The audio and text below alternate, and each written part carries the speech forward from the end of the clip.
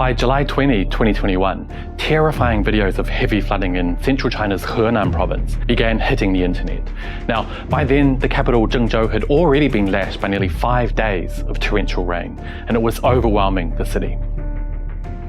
No matter where you are in the world, you've probably seen video of the hundreds trapped inside the subway, or dozens upon dozens of cars floating out of the entrance of a 5-kilometer-long tunnel, like something from a Hollywood movie.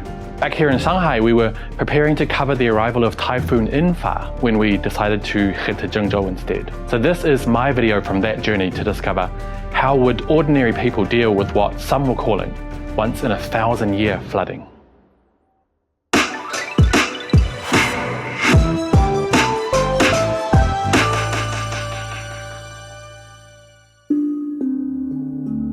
Three of us set off on July 22, driving some 950 kilometers overnight and sleeping in the car along the way. During that long drive, we got our first glimpse of what would be a defining image of the Henan flood rescue operation. Private citizens driving towards the disaster zone to help out. Some carried inflatable boats and other rescue gear, and others carried hundreds of bottles of clean water and other donations. 群友好多都有的捐了钱，有的捐了物资，方便面、水，都是大家共同募捐的。This is central China's Henan province, one of the most populous in the country. To the north is the capital, Zhengzhou, a city you probably hadn't heard of before, despite being home to nearly 10 million. Most of the video you've seen online from the floods was recorded here. By the time we arrived, Zhengzhou was no longer the hardest hit area. To the north is Xinyang, a prefecture-level city of around 6 million. We headed straight to Xinyang city, about 100k away. On the way, we came across these villagers who would introduce us to an important aspect of the disaster: the extensive loss of crops. 影响这要不抽了便宜点都不行，那玉米都绝收了。 These villagers were working against time to pump the floodwaters out of their corn crops, which they said would die in a matter of days.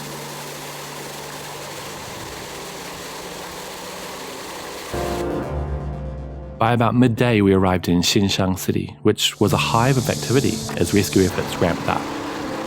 So there's a lot going on here at this intersection. A lot of donations, people being taken to their homes on tractors.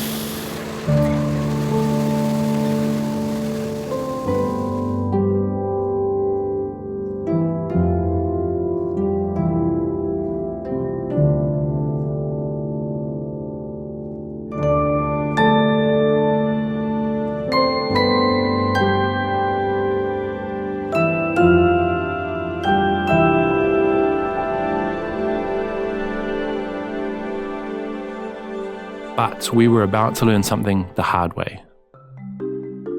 Not all SUVs are built the same. After driving through fairly shallow waters, our car just stopped running. As Jack called for help, I was amazed by the sheer volume of rescue and cleanup efforts going on around me. Well, these guys behind me they've come along to clean up all the mud that's drying on the ground in all these intersections. It's a tough job. Just standing here is really, really hot, and they're working really feverishly. So, 辛苦吗？哎呀，这节目还好是吧？好。所以你们接下来去哪里呀？我们接下来下一个路口。往哪？就继续。啊，继续。多往后才能睡觉。睡不了觉，到这干到10点以后回家吃饭。哇。My hat goes off if I had a hat.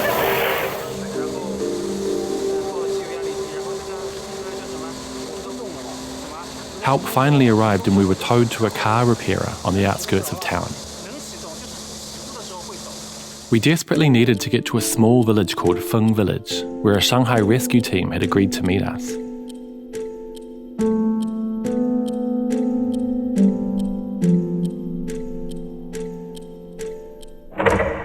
But they would have to wait. Out at the mechanics, I noticed hundreds of cars were sitting with their doors, bonnets and hoods completely open. Their team had been working around the clock for 2 days, towing flooded cars here to higher ground to dry out in the sun. 对，像那种新能源车就是都是电，有高压电呀、线路呀。所以如果进水就不行了。对。哇。他们都是有那个保险嘛，需要报保险。保险维修了以后，就是说还是给车主嘛。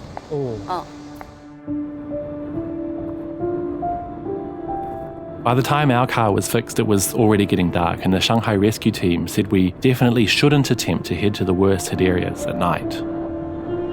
So we headed back to Zhengzhou to find a hotel and get some much-needed rest. Driving up on the expressway, it was almost possible to imagine that it was just another normal day, and forget that below, the streets were flooded, and people's lives were in a state of disarray. As we neared the city, I saw something I'd never seen before. People were riding scooters on the expressway, usually illegal, since it was their only way to traverse the flooded city below us.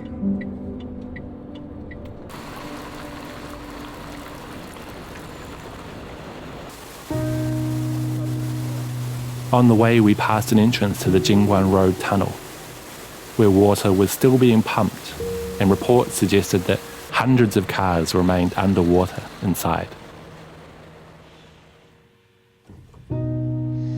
We pulled over to take a closer look on foot.